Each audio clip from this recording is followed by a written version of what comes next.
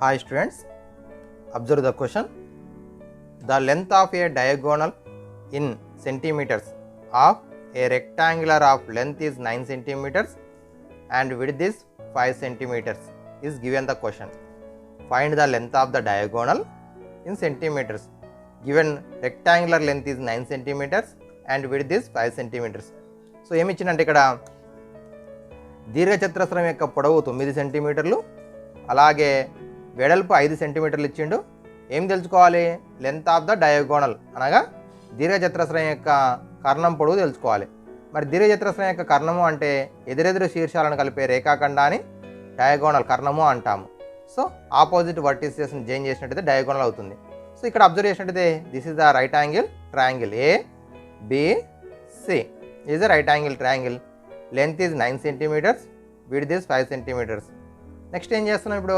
Find the AC value. AC value find out చేయాలంటే apply the Pythagoras theorem. AC square equal to AB square plus BC square. ఇది Pythagoras theorem ప్రకారం. మరి ఇప్పుడు AC square is equal to AB square plus BC square కాబట్టి so AB అంటే ఇక్కడ 9 centimetres అంటే length square 9 square plus 5 square. So 81 plus 25 106. So this one is AC square. AC is equal to root of 106.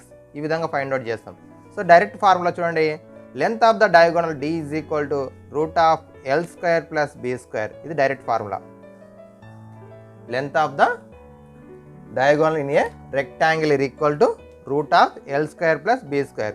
ఈ విధంగా కూడా find out చేయొచ్చు. 9 square plus 5 square root of 81 plus 25 root 106 answer. Okay, ఇదేమో direct formula, ఇదేమో concept understanding అవ్వడానికి ఈ విధంగా solve చేయడం జరుగుతుంది. Okay, thank you. అందరికి కూడా like, share and subscribe my YouTube channel.